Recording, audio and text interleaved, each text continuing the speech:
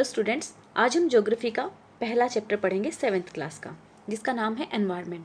After the long vacation when Ravi started going to school, काफ़ी लंबी छुट्टियों के बाद जब रवि ने दोबारा स्कूल जाना शुरू किया, ही नोटिस दैट, उसने नोटिस किया the only playground next to his school, केवल जो एक ही प्ले ग्राउंड उसके स्कूल के साथ में था, वाज डग अप, खुदा हुआ था। People said that a huge होता है बहुत बड़ा, building with many flats will be constructed here, लोगों का कहना है कि यहाँ पर एक बहुत बड़ी बिल्डिंग बनाई जाएगी जिसमें कई सारे फ्लैट्स होंगे। Ravi was almost in tears, Ravi एकदम रो ही पड़ा था। When he realized that the big playground with its soft grass, marigolds, butterfly is gone for ever, एकदम उसकी आंखों में आंसू आ गए कि ये सोच के कि जो हरी हरी सॉफ्ट घास है और जो फ्लावर्स हैं मैरीगोल्ड के, जो बटरफ्लाई हैं, वो हमेशा के लिए चली जाएंगी। He shared his feeling with his classmate in the assembly. The principal too sadly observed, see how our environment is changing. तो उसने ये जो फीलिंग थी अपने फ्रेंड, अपने क्लासमेट के साथ शेयर की, और जो प्रिंसिपल थे उन्होंने भी ऑब्जर्व किया कि वो उदास हैं। तो यहाँ पे ये बात की हुई है, ये कहते हैं कि देखो हमारा एनवायरनमेंट किस तरीके से चेंज हो रहा है। In the class Ravi asked his teacher, class में रवि ने अपने टीचर से पूछा, व्हाट इज़ द एनवायरनमेंट। तो whatever you see in your surrounding said the teacher, teacher ने कहा कि जो भी तुम अपनी सराउंडिंग्स में, अपने आसपास देखते हो, वो ही एनवायरनमेंट है।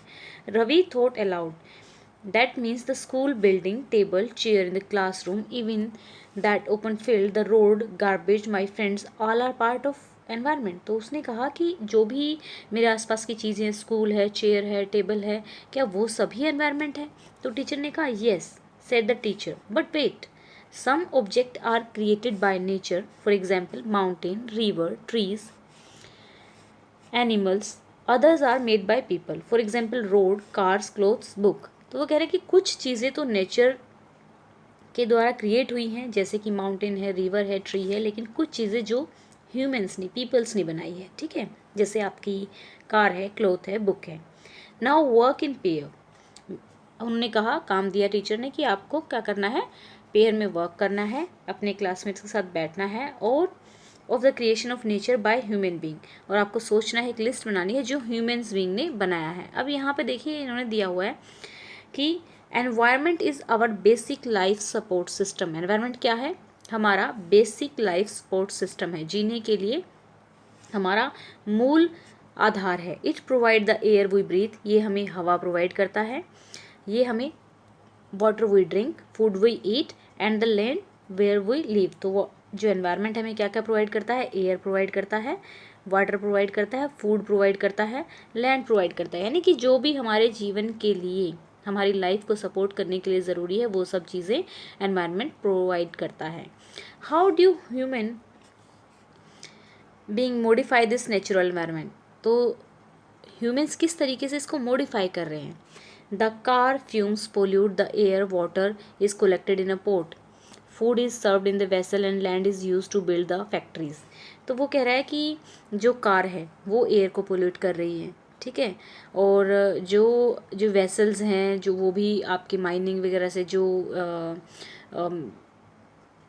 भी मेटल्स वगैरह आती हैं उनसे बनते हैं, ठीक है, और लैंड जो है वहाँ पर फैक्ट्रीज बन रही है। तो इस तरीके से वो क्या कर रहा है? चेंज हो रहा है environment. Human being make car, miles, factories and manufacture container. This is how human being modify natural environment. Okay? तो अब वो Ravi, Paramjeet, Jessie, Mustafa, Asha were all excited about making the list why is our environment changing. तो वो ये list बना रहे थे कि हमारा एनवायरनमेंट क्यों चेंज हो रहा है। Asked Iqbal, it is all because of our needs, ठीक है, क्यों चेंज हो रहा है? क्योंकि हमारी ज़रूरतों की वजह से ज़रूरत बढ़ रही हैं। फॉर एग्जांपल हमें खाने के लिए ज़्यादा चाहिए तो हम ज़्यादा भूमि पर फसलें उगाएंगे, हमें रहने के लिए ज़्यादा मकान चाहिए तो हम उसी भूमि को हम क्या करेंगे? यूज़ करेंगे और वहाँ पे बिल्डिंग्स बनाएंगे। तो हमारी जो नीड्स हैं, हमारी जो ज़रूरतें हैं, वो क्या कर रही हैं? चेंज कर रही हैं एनवायरनमेंट को। दे आर, तो ये देखिए आपका ये दिया हुआ है कि जो हमारा एनवायरनमेंट है वो दो तरीके का है, एक तो कैसा है, नेचुरल है, और दूसरा ह्यूमन मेड है। ठीक है, नेचुरल में क्या है, आपकी लैंड है, एयर एटमॉस्फेयर है, वाटर है, प्लांट्स हैं, लिविंग थिंग्स हैं।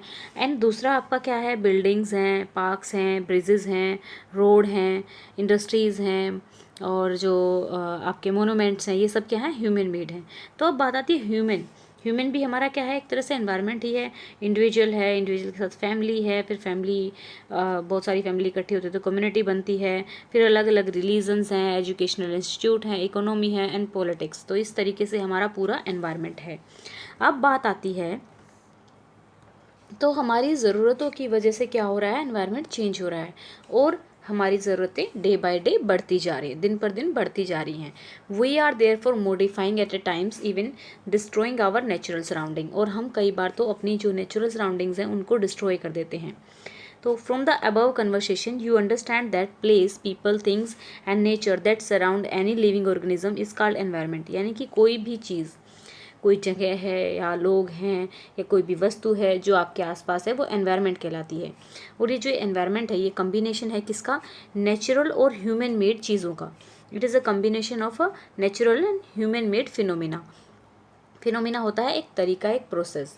ठीक है, while the natural environment refers to both biotic and abiotic condition existing on the earth. अब नेचुरल एनवायरनमेंट है, नेचुरल एनवायरनमेंट दोनों चीज़ों को रेफर करता है। ध्यान रखना, नेचुरल एनवायरनमेंट हमारा दोनों चीज़ों को रेफर करता है, बायोटिक को भी और एबायोटिक को। अब बायोटिक क्या होता है, जो भी लिविंग थिंग्स हैं वो बायोटिक होती हैं, जैसे कि आपके प्लांट्स हैं, माइक्रो ऑर्गेनिज्म हैं, या फिर एनिमल्स हैं। ठीक है, एबायोटिक जो भी लिविंग एलिमेंट्स है, जैसे कि आपका लैंड है, नॉन लिविंग एलिमेंट है, जैसे कि आपका लैंड है, वाटर है, ये हमारे एबायोटिक में आते हैं। ठीक है, तो अब हम आगे चलते हैं। नेचुरल एनवायरनमेंट, अब बात करते हैं नेचुरल एनवायरनमेंट की। Land, water, air, plant and animal. ठीक है, land, water, air, plant and animal. देखिए ये हमारे क्या है, बायोटिक हैं दोनों, और ये तीनों हमारे क्या हैं, एबायोटिक हैं। यानी कि ये नॉन लिविंग है, ये लिविंग है, लेकिन ये सारे के सारे आपके क्या है, नेचुरल एनवायरनमेंट में आते हैं। ठीक है, तो you are familiar with the meaning of lithosphere. होती क्या है, lithosphere is a solid crust और hard top layer of earth. यानी कि ये अगर हमारी अर्थ है, इसके ऊपर जो सॉलिड क्रस्ट है, ठीक है, सॉलिड क्रस्ट है, जहाँ पे भी आपकी लैंड है, ठीक है, लैंड है, जो सॉलिड क्रस्ट है, जो सख्त है, हार्ड टॉप लेयर ऑफ अर्थ, उसको हम लिथोस्फेयर कहते हैं। It is made up of rock and minerals. ये किस किस से मिलकर बनी होती है, रॉक और मिनरल से। And covered by a thin layer of soil, और कवर होती है किससे, पतली सी मिट्टी की लेयर से। फॉर एग्जांपल ये आपकी, ये आप देख सकते हैं कि ये पूरा अर्थ है और यहाँ पे आपकी लिथोस्फीयर है। ठीक है, it is an irregular surface, ये इरेगुलर सरफेस है, कोई फ्लैट सरफेस नहीं है। Various landform such as mountain, plateau, plains, valleys etcetera. तो इस पर बहुत सारी जो आप अपने एरिया में रहते हैं, ठीक है, आप कह सकते हैं कि जहाँ पे आपके घर बने हुए हैं वो लिथोस्फीयर है। ठीक है, अगर आप हिमाचल प्रदेश में चले जाते हो तो वहाँ पर जो पहाड़ियाँ बनी हुई हैं वो भी आपकी किस पर बनी हुई है, लिथोस्फीयर पे बनी हुई हैं। ठीक है, तो लिथोस्फीयर क्या होता है, जिस पर भी सारे लैंड फॉर्म्स हैं अर्थ की, वो लेयर, वो सॉलिड लेयर, ठीक है, जो जिस पे थोड़ी सी मिट्टी भी होती है, और ये इरेगुलर सरफेस होता है। अगर आप प्लेन एरिया में रह रहे हैं तो प्लेन एरिया में आपके घर वगैरह बने हुए हैं लिथोस्फीयर पे, और अगर आप माउंटेन एरिया में जाते हैं तो वहाँ पर आपके हिल्स देखेंगे, हिल्स में और भी बहुत सारी वैलीज देखेंगे, तो ये सारी हमारी लिथोस्फीयर पर ही हैं। ठीक है, lithosphere is a solid crystal the hard top layer of this earth. It is made up of rock and mineral, same rock और मिनरल से बनी होती है। कवर्ड होती है किससे, थिन लेयर ऑफ सोयल से। It is a irregular surface with various landform such as a mountain, plateau. इसमें बहुत सारे लैंडफॉर्म होती है, जैसे कि लैंडफॉर्म, माउंटेन एक लैंडफॉर्म है। जिस प्रकार की आकृतियाँ पृथ्वी पर हैं, जैसे माउंटेन एक आकृति है, प्लेटू इस तरीके से होता है, प्लेटू। ठीक है, प्लेन्स हैं, वैलीज है, ये सारे हमारे लैंडफॉर्म्स हैं। Landforms are found over the continent and also on the ocean floors. जैसे जिस तरीके से आपके अर्थ के जो लैंड वाला पार्ट है उस पर बहुत सारे लैंडफॉर्म्स पाए जाते हैं, माउंटेन पाए जाते हैं, वैलीज पाई जाती हैं। तो इसी तरीके से ओशियन फ्लोर में भी बहुत सारे लैंडफॉर्म्स पाए जाते हैं, जैसे कि माउंटेन, जो ओशियन है उसके अंदर भी माउंटेन्स पाए जाते हैं, और जो खाइयाँ होती हैं वो भी पाई जाती हैं। अब lithosphere is the domain that provide us forest. Lithosphere ही वो डोमेन है जो हमें फॉरेस्ट प्रोवाइड करता है, ग्रासलैंड, घास के मैदान प्रोवाइड करता है फॉर ग्रेजिंग, और भूमि प्रोवाइड करता है फॉर एग्रीकल्चर, और ह्यूमन सेटलमेंट के लिए, घर बनाने के लिए। तो आप इसे कह सकते हैं it is also a source of mineral wealth. ये हमारा सोर्स है मिनरल वेल्थ का। मिनरल वेल्थ का सोर्स क्यों है? क्योंकि भूमि को खोद के ही आप लोहा या फिर कोयला ये सब चीज़ें निकालते हो, ठीक है। मिनरल्स इसी तरीके से निकाले जाते हैं, तो ये लैंड के अंदर से ही निकाले जाते हैं। तो लिथोस्फीयर कह सकते हो कि एक लैंड वाला पार्ट है जो काफ़ी सख्त है, यानी कि आपने अर्थ की लेयर्स देखी होंगी, ठीक है। Crust, mental and core. Crust, mental and core, यानी कि बीच वाली जो लेयर है वो कोर है। तो ये लिथोस्फीयर जो होता है क्रस्ट का पार्ट होता है। नेक्स्ट हम आते हैं, the domain of a water is refer to as a hydrosphere. जहाँ पर भी पूरी पृथ्वी पर पानी है वो उसको हम हाइड्रोस्फीयर कहते हैं।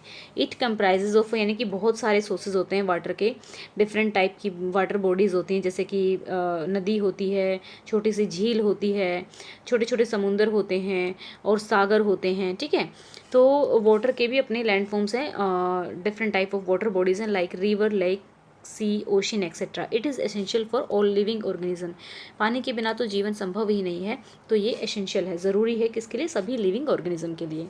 अब बात आती है द एटमॉस्फेयर, यानी कि अभी हमने क्या किया? लिथोस्फीयर किया, हाइड्रोस्फीयर वाटर को बोलते हैं, एटमॉस्फेयर यानी कि आपकी ये अर्थ है, और अर्थ के चारों ओर आप देखते हैं, जहाँ पर भी आप देखेंगे तो आपको आसमान दिखाई देगा। ये आसमान होता क्या है? ये नंबर ऑफ गैसेज से बना हुआ एक आवरण है जो हमारी अर्थ के चारों ओर है। द एटमॉस्फेयर क्या है? एक थिन लेयर है। Atmosphere is a thin layer of air that surrounds the earth, जो अर्थ को सराउंड करती है, और gravitational force of the earth hold the atmosphere around it. जो अर्थ है उसके चारों ओर आसमान, यानी कि जो एटमॉस्फेयर है उसको कौन पकड़ के रखता है? क्यों ये अर्थ के चारों ओर बना रहता है? किसकी वजह से? ग्रेविटेशनल फोर्स की वजह से। किसकी वजह से? ग्रेविटेशनल फोर्स की वजह से।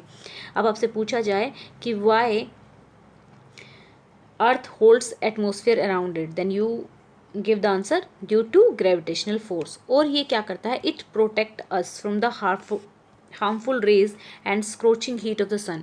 ये जो सन की रेज आती हैं उनसे, जो अल्ट्रावायलेट रेज होती हैं उनसे भी हमें बचाता है। It consist of a number of gases. इसमें बहुत सारी गैसेज होती हैं, डस्ट होता है, वाटर वेपर होती हैं। तो जो एटमॉस्फेयर होता है उसमें आप कह सकते हैं कि 71% आपकी जो होती है वो नाइट्रोजन होती है, एंड रेस्ट जो होती है oxygen and some other gases होते हैं, ठीक है। It consist of number of gases, dust and water vapour. The change in the atmosphere produce change in the weather and climate. वो कह रहा है कि जैसे ही एटमॉस्फेयर में चेंज होगा तो वहाँ के वेदर में, यानी कि और क्लाइमेट में, तापमान में या फिर मौसम में चेंज हो जाएगा। अब देखिए इकोसिस्टम क्या होता है। ये अभी करेंगे इकोसिस्टम, पहले बायोस्फीयर रिजर्व कर लेते, बायोस्फीयर कर लेते हैं। अभी हमने क्या क्या किया? लिथोस्फीयर किया, हाइड्रोस्फीयर किया, देन एटमॉस्फेयर किया, अब हम कर रहे हैं बायोस्फीयर, ठीक है। प्लांट और एनिमल किंगडम टुगेदर, प्लांट्स और एनिमल्स, ठीक है, जो भी प्लांट और एनिमल्स, जो भी लिविंग थिंग्स हैं उनको हम क्या बोलेंगे? बायोस्फीयर। क्योंकि देखो लिथोस्फीयर में हमने लैंड के बारे में बात की, हाइड्रोस्फीयर में हमने वाटर के बारे में बात की, देन हमने एटमॉस्फेयर, हमने पूरा आसमान के बारे में बात की। तो सारी की सारी नॉन लिविंग थिंग थी। तो अब हम बात कर रहे हैं प्लांट और एनिमल मिलके क्या बनाते हैं? बायोस्फीयर बनाते हैं, ठीक है। और ये बायोस्फीयर की डेफिनेशन क्या है? It is a narrow zone of a earth where land, water and air interact. और ये पॉसिबल कहाँ है? जीवन कहाँ पर संभव है? जहाँ पर ये तीनों चीज़ें आपस में इंटरेक्ट करती हैं, ये तीनों चीज़ें मिलती हैं, भूमि, पानी और हवा, ठीक है, वहीं पे लाइफ सपोर्ट होती है। तो आप बायोस्फीयर किसे कह सकते हैं? It is a narrow zone of earth. ये एक छोटी सी जोन होती है अर्थ की, जहाँ पर लैंड, वाटर और अर्थ एक दूसरे से इंटरेक्ट करते हैं और लाइफ को सपोर्ट करते हैं, ठीक है। अब व्हाट इज़ इकोसिस्टम?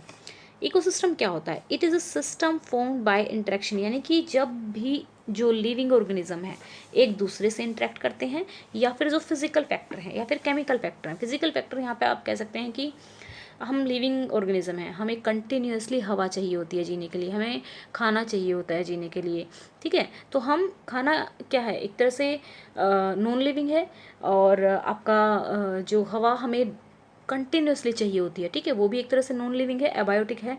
तो जब हमारा लिविंग ऑर्गेनिज्म का आपस में या फिर, ठीक है, या फिर जो फिजिकल फैक्टर्स हैं उनके साथ इंटरेक्शन होता है तो वो इकोसिस्टम कहलाता है।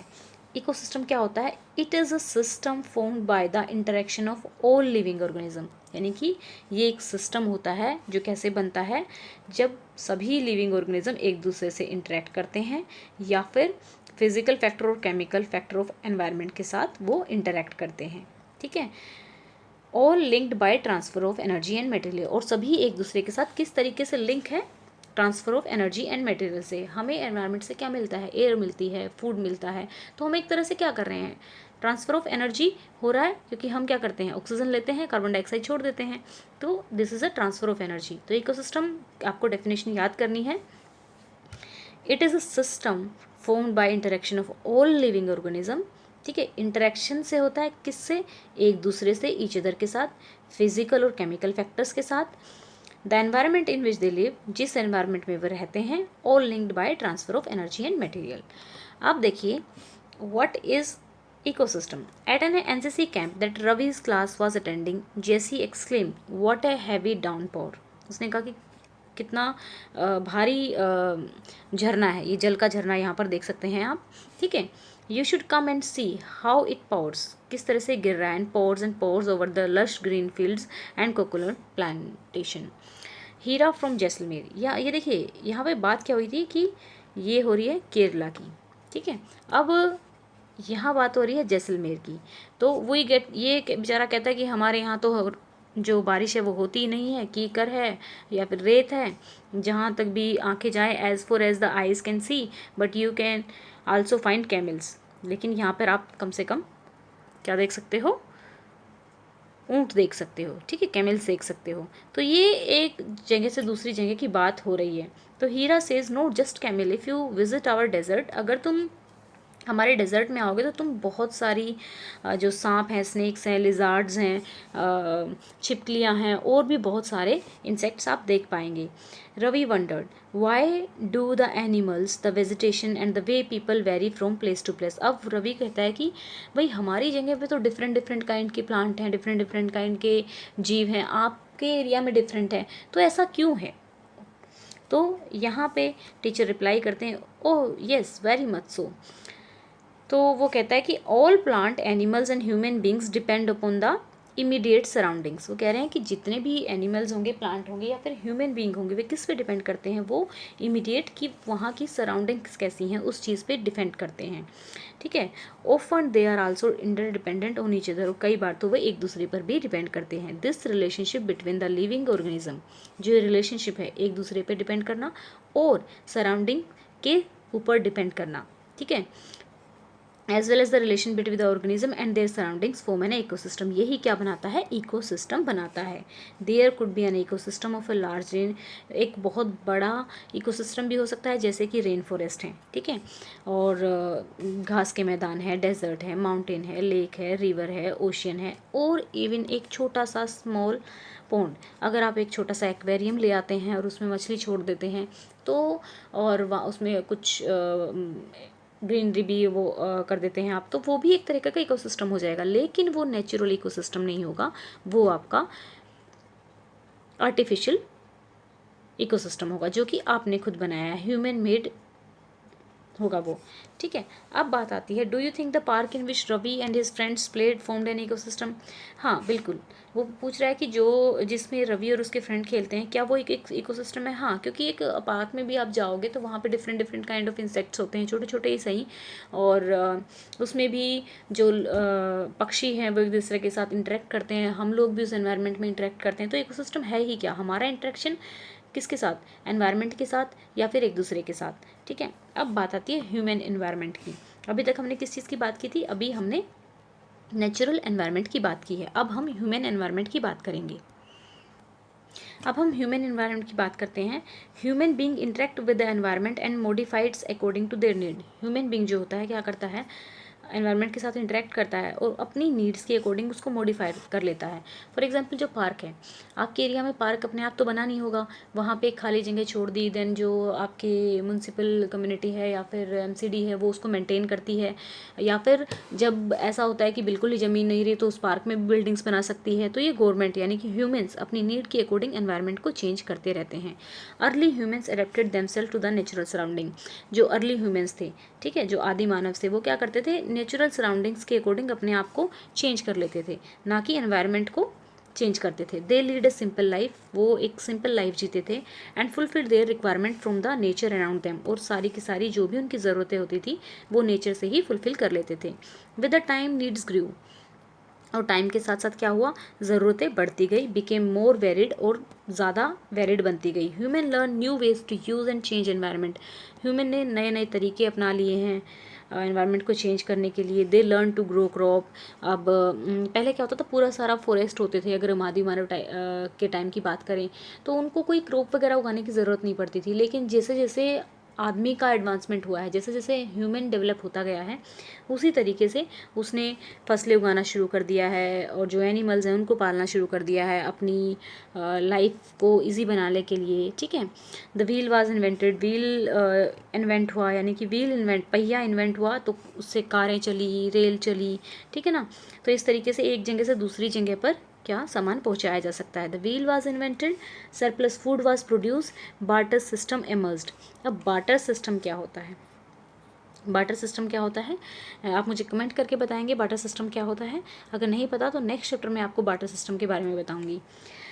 Trade started and commerce develop, industrial revolution enabled large scale production. अब ये इंडस्ट्रियल रिवोल्यूशन क्या है, अगर आपको पता है तो ठीक है, आपने हिस्ट्री में पढ़ा होगा, नहीं पता तो हम नेक्स्ट लेक्चर में इसको जो भी हमारे इस लेक्चर में जो आपको डाउट है, आई होप कि पता होगा, बट अगर नहीं पता तो आप कमेंट करके बता सकते हैं, मैं आपको एक्सप्लेन कर दूंगी, ठीक है।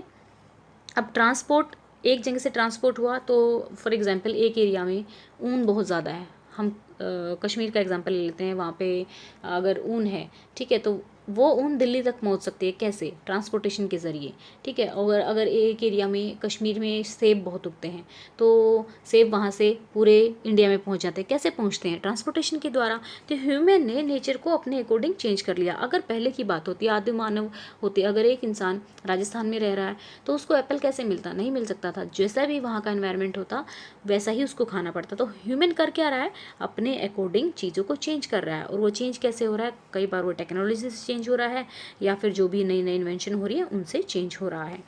अब ये कहता है कि have you ever thought why you love eating A juicy watermelon in summer and hot roasted peanuts in A winter. वो कह रहा है कि क्या तुमने कभी सोचा है कि तुम्हारा गर्मियों में तो मन करता है कि तुम ज़्यादा जूस वाली चीज़ें खाओ, जैसे कि जूस वाला तरबूज, और सर्दियों में आपका मन करता है कि आप जो रोस्टेड पीनट्स हैं, ठीक है, उनको खाओ। A perfect balance is necessary between the natural and human environment.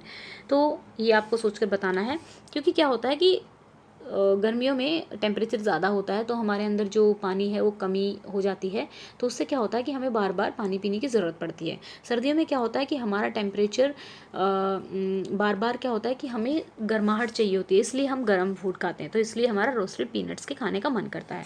अब बात आती है perfect balance is necessary between the natural and human environment.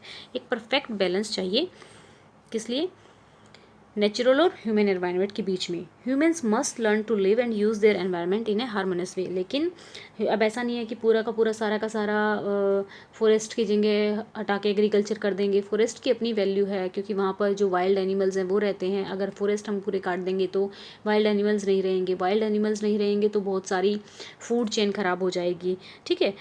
तो हमें क्या करना चाहिए, हमें बहुत सोच समझ के नेचुरल रिसोर्सेज का यूज़ करना चाहिए, एक बैलेंस बनाकर हमें रखना चाहिए। Noori, a girl from Mizoram from Ravi's class, often talks about the lush green surroundings of her place. वो कहता है कि नूरी जो है कहाँ से है, मिजोरम से है, नॉर्थ ईस्ट से है। तो वो हमेशा बात करती रहती है कि उनकी जो सराउंडिंग्स है वो बहुत ग्रीनरी है, बहुत अच्छा है वहाँ पे। Seeing Ravi upset at having lost his playground. तो इस चीज़ को देखकर भी रवि फिर से उसको याद आ जाती है अपने जो उसका प्लेग्राउंड जो होने वाला है। Noori invited him to visit her home state during the coming vacation. Noori उसको कहती है कि तुम मेरे वहाँ पर आ जाना, अभी जो कम छुट्टियाँ आ रही हैं उसमें। Ravi's teacher asked the student to draw the landscape. तो टीचर ने उनको कहा कि तुम पिक्चर बनाओ houses and activities of people and place they visit during the holidays. तो टीचर ने काम दिया है कि जो भी आपको एक पिक्चर बनानी है और उस पिक्चर में आपको वो चीज़ें बनानी है जहाँ जहाँ आप छुट्टियों में घूमने जाते हो। ठीक है, तो ये आपका था चैप्टर फर्स्ट। तो अभी चलते हैं हम कुछ चीज़ें। देखिए, हमारा वर्ल्ड एनवायरनमेंट डे कब होता है? याद रखना, कब होता है? 5 जून को। हमारा वर्ल्ड एनवायरनमेंट डे कब होता है? 5 जून को। ठीक है, अब बार्टर सिस्टम जो कि ये होता है, it is a trade in which goods are exchange without the use of money.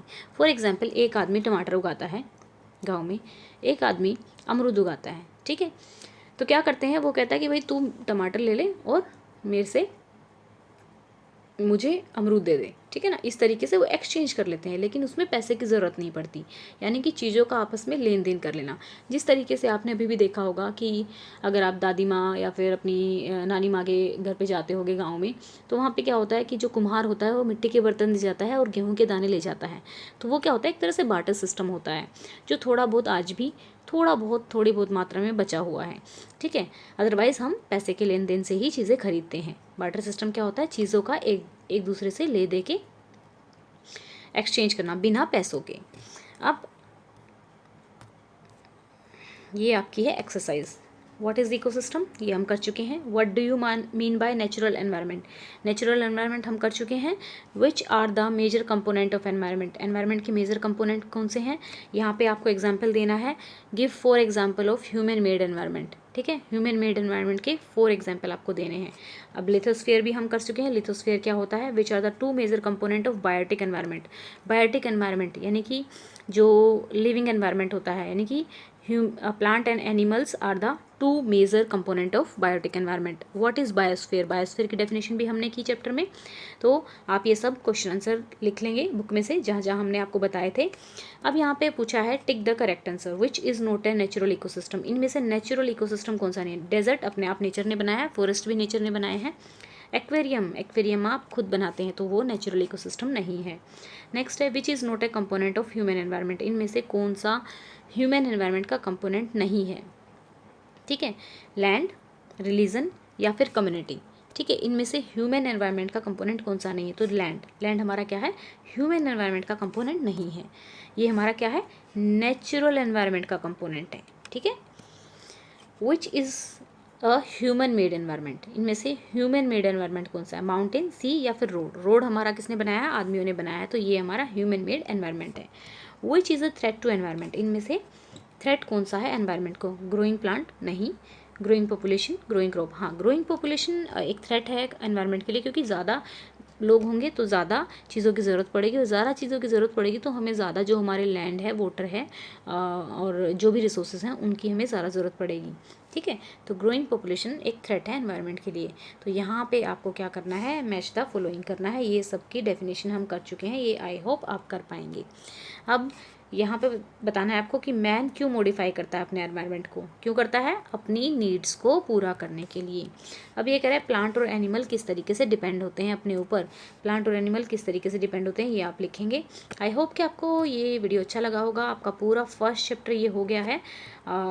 Next हम करेंगे सेकेंड चैप्टर। अगर कोई भी डाउट हो तो आप कमेंट करके पूछ सकते हैं। कोई चीज़ अगर आपको नहीं समझ में आई है तो आप नीचे कमेंट करके पूछ सकते हैं। अगर आपको लेक्चर अच्छा लगा हो तो चैनल को सब्सक्राइब करें, वीडियो को लाइक करें। Thank you.